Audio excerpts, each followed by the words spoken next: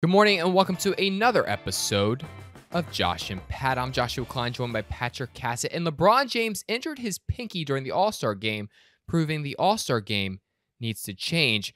Patrick, walk me through what happened. Josh, I mean, we're looking at an all-star game where it's way too physical, too much good defense being played, and these guys are just going all out. And Ron James try to go up to get a block. Pinky gets caught on the rim, and I mean, many are asking whether or not we need to tone the all-star game back. We need to dial it back for sure. We can't have our star players going that hard that they're getting injured during the All-Star game. The All-Star game is meant to be a celebration of basketball, not a competition where players and their future can be changed.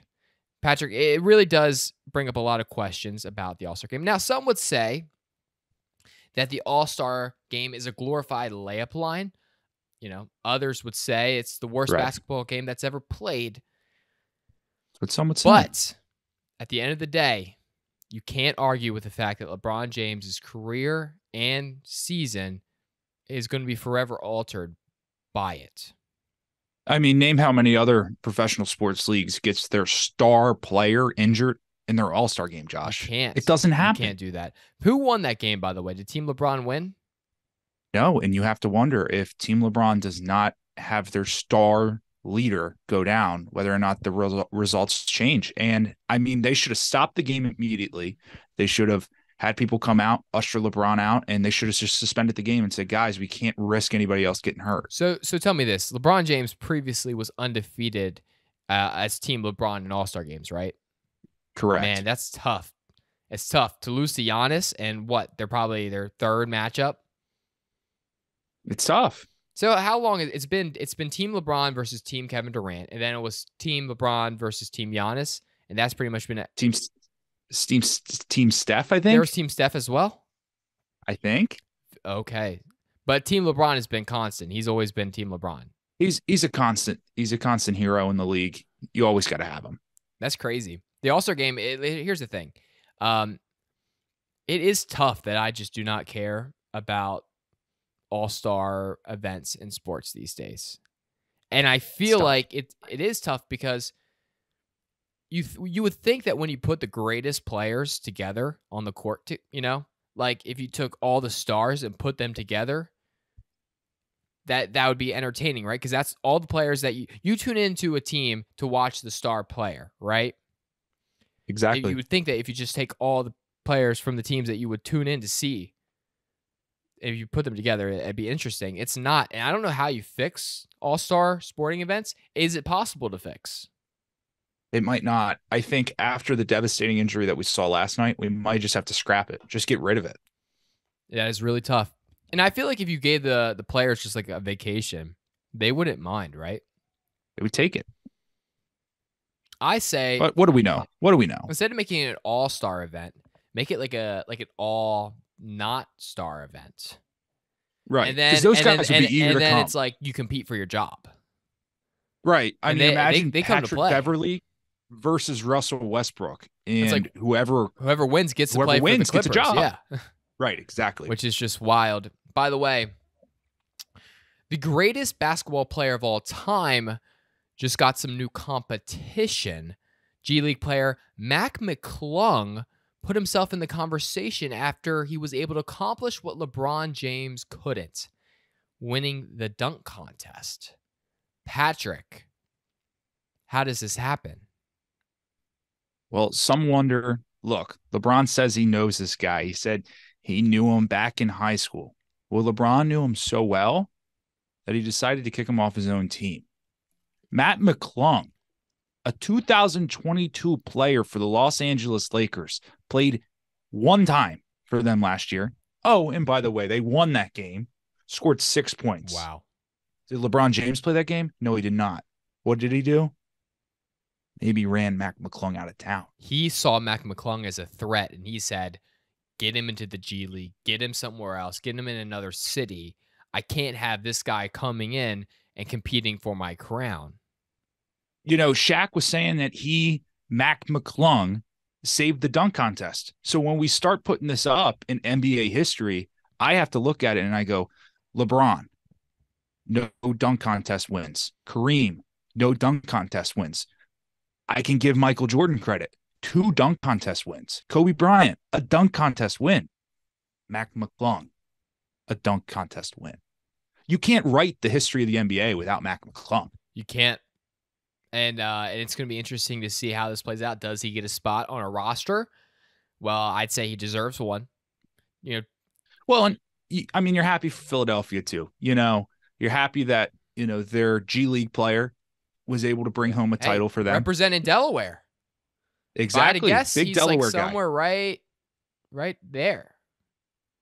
Right. Yeah. So, I mean, big Delaware guy.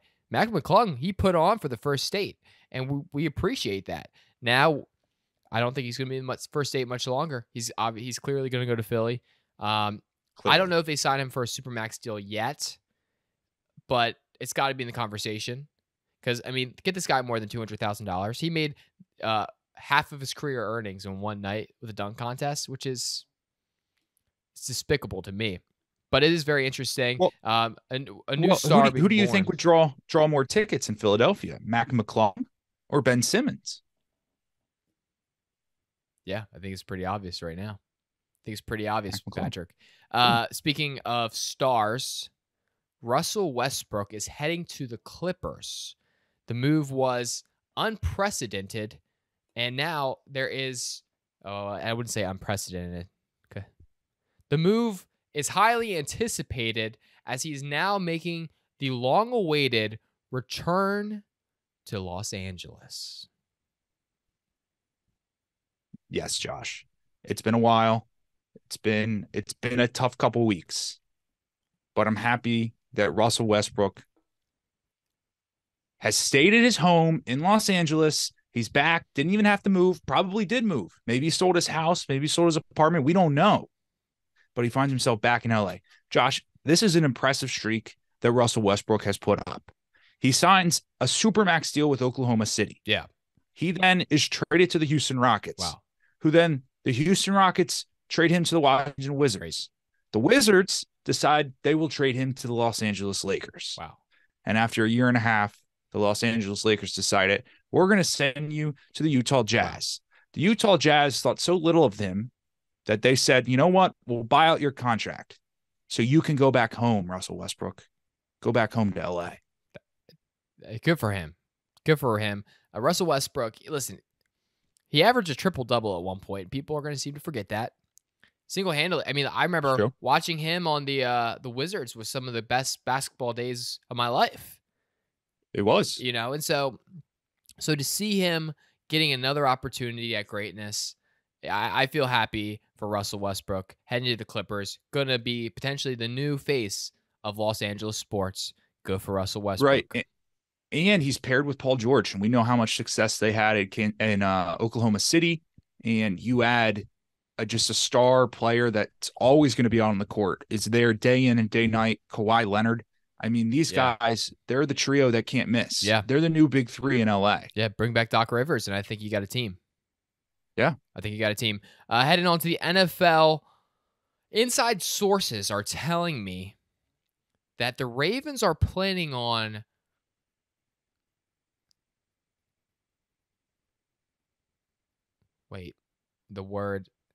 here's it. Inside sources are telling me the Ravens are planning on tagging and trading Lamar Jackson. There it is. I was looking for the word tag. It was a tough one to pull out of my vocabulary there. But that's what I'm hearing, Patrick. So now the question is this true? And where will Lamar Jackson land? We all know Lamar Jackson, the whereabouts of him is going to take up a lot of the offseason conversation until something happens. And this is part of that conversation. Patrick, do you see Lamar Jackson staying with the Ravens? And if not, where is he going? Bye-bye, Lamar. Lamar's not going to be a Raven next season.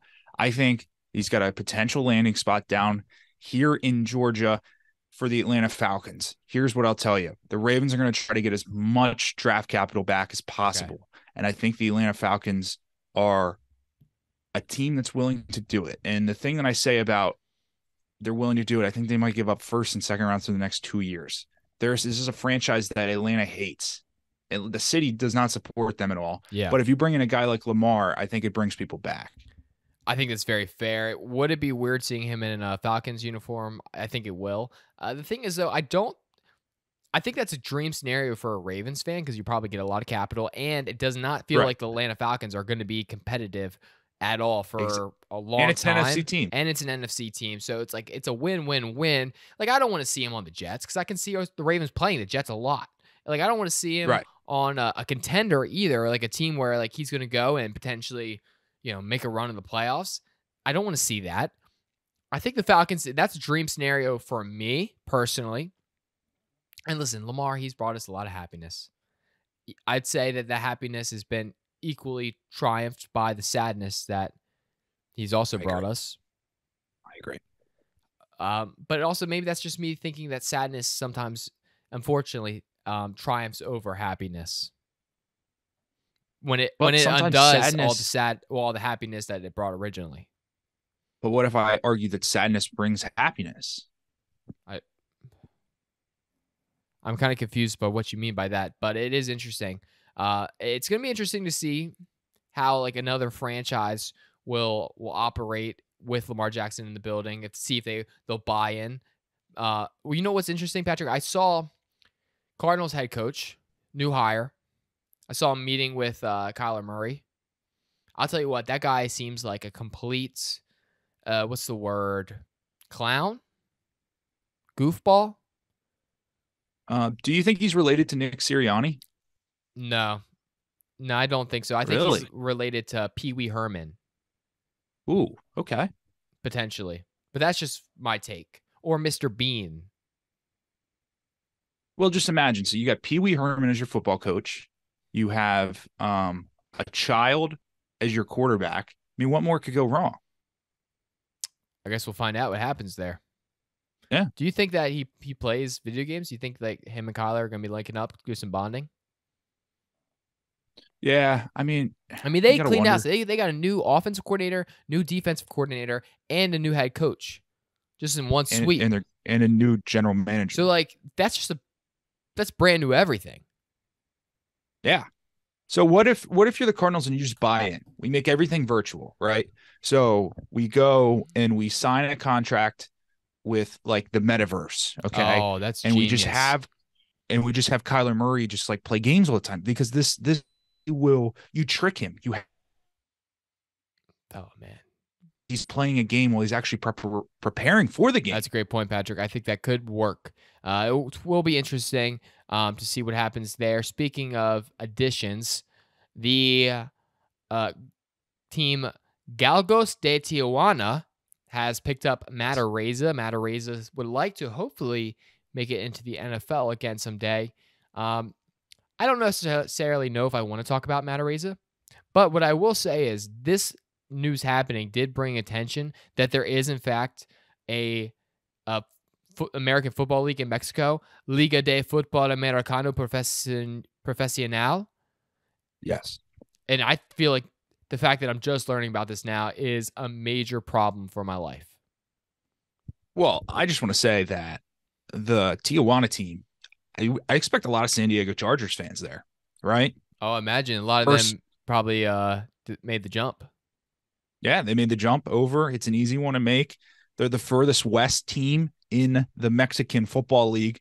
And you have to wonder, do they have a home field advantage? The travel time, it takes to get there. Yeah. I mean, I don't know if enough people are talking about it. That's crazy. Like, by the way, logo, one of the sweetest logos of all time. I mean, it rivals a lot of the logos in the NFL because in the NFL, teams are too excited about making cats and birds their logos. Yeah. Which I'm a Ravens fan. By the way, Ravens actually makes sense though because it's like Edgar Allan Poe, the Raven. So that's actually Right. It makes legitimate. We sense. didn't just Right. yeah. But a lot of NFL teams are Thank you. kind of unoriginal. This team's logo is super sweet. Now, I don't know how to speak Spanish. I don't know what their mascot is per se.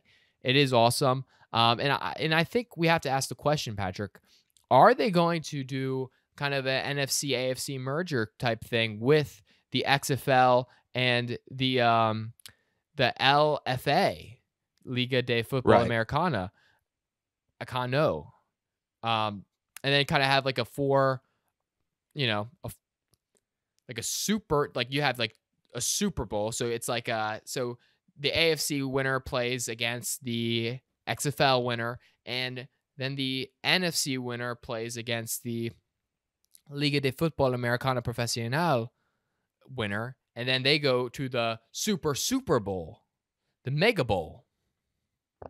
And it kind of works out if you change that to the Mega Bowl, because I know the people who own the rights to the Super Bowl name are saying, "Hey, we're not letting you use the name Super Bowl Right. anymore," until they eventually come across like a price that's fair, and we know it's going to happen. But it will kind of settle that, maybe save the NFL some money.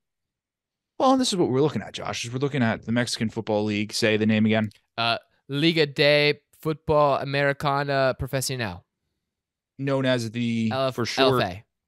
Yes, the LFA. Right. It's an expansion league. They're adding teams, and Mexico's fourth most popular sport is football. Right. So you start adding these numbers up, and you go, well, maybe we can expand. They got the partnership with the CFL. What if the CFL just decides we go north-south divisions? Man, that's awesome. And then they right north-south divisions, and then for your Super Bowl, they leapfrog the United States as a whole. Exactly, and then for your Super Bowl to Mega Bowl, it's just the CFL, Mexican Football League, LFA, right? Boom, they're merged and they go up against the XFL. Man, that'd be pretty sweet. By the way, Patrick, XFL is back and had actually a very good week one showing. A very good week one showing. People liked it. I thought it was entertaining. Now, the football quality is definitely less than the NFL. It's apparent. That being said, it's not bad. It is not terrible, and I think the changes that they make it more make it fun, and they're good changes. And it's just, I mean, listen, as a loyal Houston Roughnecks fan, am I feeling great about the big win? Absolutely. Am I feeling good that most people are putting us number one in the power rankings? Absolutely. It's true. We'll see. And I know your DC's defenders, they're going to try to stop up. I don't think they can. Well, some are comparing the DC Defenders 2023 defense to the 2000 Baltimore Ravens. I mean, I don't know if you saw the plays they made last night, but it was exceptional. Yeah, I did see that pick six. Yeah, pick six. I mean, pick six was great. Right. And the thing is that's great about the XFL is you get the home field advantage. I mean, you get the DC Defenders. They're throwing lemons on the field. You know, they not weren't happy right? when the stadium refs, whoever it was, said you can't have that beer snake, and everyone was calling that that's a long lasting DC Defender tradition. It is. As long as it goes back to the origin of the XFL. That tradition survived a pandemic, Josh. Yeah. So, yeah. Also, by the way, who just casually has a bunch of lemons? That's what I was trying to figure out, where they were getting the lemons. Because personally, I've never had a lemon in a. They were selling them in the drinks. Like, were they having lemonades, or was it with partner? I imagine it's probably like a box company. Like, it's a prime time late night games Sunday. I'm just saying. It was fun. Like, I would love to go to an XFL game. It just, some of the rule changes were awesome, and I think I kind of asked the question, like, will any of the rule changes made for the XFL or like the rule additions translate over and make it ever to the NFL? I hope so.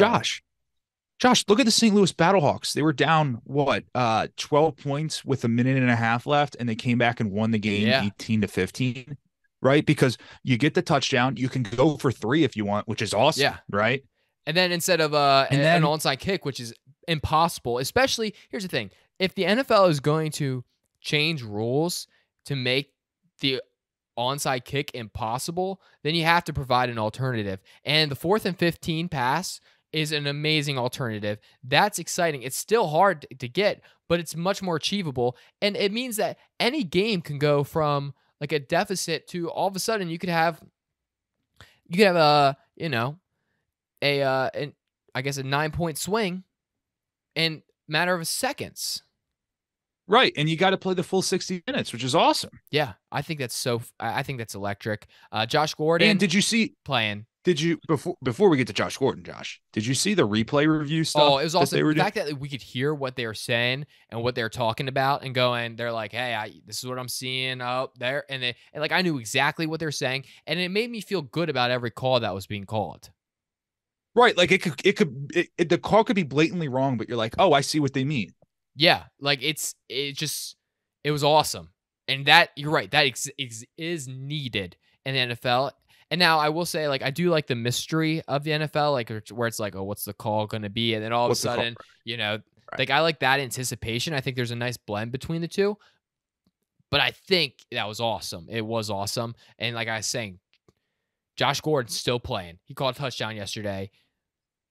I mean, what's the dude have to play for? Is he just playing for the love of the game? Is he playing because he has like millions of dollars of fines to pay from his on and off time in the league? I don't know. Or is he trying to get back into the NFL? He could. Josh, I am a little bit curious though. Do you get a Super Bowl ring if you're on the team in training camp? Do you? Because we're looking at Super Bowl champion Josh Gordon playing in the XFL a week later. That's unprecedented. Wow, that is crazy. I mean, that's just that. He cares That's about like he cares about football so much. that's like Tony Stewart, doing dirt track racing on the side. It's like Kyle Larson when he went in the national championship or winning the NASCAR championship, and then going, hey, I gotta go race some dirt track. And that's the kind of dedication to the game Josh Gordon has. Speaking of NASCAR, Daytona 500 took place yesterday. Overall, I thought it was an uneventful race. Didn't think it was great racing. A lot of just green flag, single file racing that I wasn't a fan of. That being said, the ending was exciting. Ricky Stenhouse Jr. takes home the victory, adding to the list of achievements that Danica Patrick's exes have, accomplished post breakup. You can add now 2 MVPs and Yep. a Daytona 500 win to the list. Which is the Super Bowl of NASCAR. Super Bowl of NASCAR. So it's like basically 2 MVPs in a Super Bowl. Mm-hmm. Yeah, I mean, if you're Danica Patrick, you just have to be so happy seeing all this happen. Absolutely. Because let's look at Danica Patrick. What's happened since she's broken up with these guys? Talk to me. Yeah, I'm talking. Oh, cool. That's Yeah. nice. Yeah, it was interesting. It was an interesting race. The final few laps were entertaining. I will say the fact that a caution can end the race, despicable. It's a little disappointing. I think they should just keep going. And sure, you might have 50, restarts, but I played the NASCAR video game before. It's doable. It is doable, except if you're at Sonoma, because you got to get through a couple turns, which is always a little difficult. But here's an oval where you have to argue that's what NASCAR drivers are best at, turning left. No, I agree. By the way, Dave Klein is full support of me, committing to iRacing so I can get really good, kind of pull a William Byron type situation, and we'll see what happens with that. I've been working. I think I could still beat you. Maybe. I don't know though, because once the problem is, I've been racing the dirt track, and dirt track is not my forte, especially when I'm a concrete driver. I'm an asphalt guy. Oh, so you're like a 3 racetrack driver. You're on concrete. No, I'm just saying anything that's not dirt is what I'm on. Should have just said asphalt. Asphalt. There it is. Some races are, but no, I technically am home field advantage Dover concrete. So right, you're big on the mile track. Yeah, exactly. And so we'll see what happens as I progress in my career. But listen, NASCAR does need to figure that out because, like I said, did you think it was a good race? I actually really enjoyed the race. I thought there was a lot of lead changes. Yeah, because the lead changes because it's all green flag pit stops. What are you talking about? Yeah, but they were running side by side half the time, Josh. No, yeah, because the people on the outside had to get to the inside to go to pits. That's the only time it happened. I don't know if you know ball. Patrick, I'm just going to say this. I watched that race. It was single file line, and the inside could never get moving. If you're on the outside, you're going to win. Arguably, Kyle Busch wins if he's on the outside, and that's all I'm saying. By the way, weird for me to say. Pastrana. Well, yeah, Travis Pastrana. The fact that he's just went from doing like what dirt biking for that X Yeah, Games, jumping out just jumping. you know out of planes, and now he's you know finishing 11th at Daytona 500. Crazy. Jimmy Johnson also crazy story. Would have finished higher if he didn't get wrecked in like literally the last lap. So is what Right. it is. But what I was saying is interesting, and now I've lost my train of thought. Thank you. Well, how about this? Josh, I just want to say one of our own here contributors on Picks and Pancakes is an absolute jinx. Are you ready for this? So Wade Cheek, writer, blogger, right, What do for you Picks and do? Pancakes, is sitting here. So Friday night, right? Oh, He's got a no. little parlay on. He not a hockey guy, and he bets hockey. I go, you bet hockey? No. Who's like, yeah. Oh, right. We're at this birthday party, and he goes, a parlay's never started this good. Oh, man. 30 minutes later, the parlay loses. Oh, Right. Parlay loses.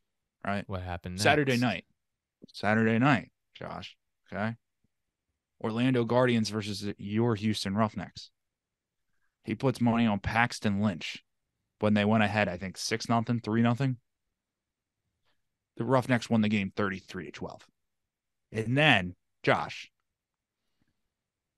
the icing on the cake is yesterday he would text me throughout the race and he'd be like, man, I'm really rooting for Kevin Harvick. And then boom, he would fall back. Boom. Oh, I'm really rooting for Jimmy Johnson. Boom. And then fall back. Man. And they both wrecked out. So I asked him, I said, since you're a jinx, I said, who else are you rooting for? He said, I'm going to keep my mouth shut. I said, okay. Smart. Dang. What I was going to say is it was very weird for me to actually not be rooting against Kyle Busch. Right. Seeing Kyle, here's the thing. For me as a Ravens fan, the number 8 is something that I've been fond of for the past few years. 8's a number that I don't hate. And then I see that Chevy in the front and I go, I traditionally root for Chevys. And now he's not with Joe Gibbs, which is a team I hate. And so now that he's no longer the king jerk of the jerks, I don't mind him. I was pulling for him. For him. He will get screwed potentially having Austin Dillon as a teammate. Some are putting Austin Dillon at fault for not being able to push him to the win. I don't know about that.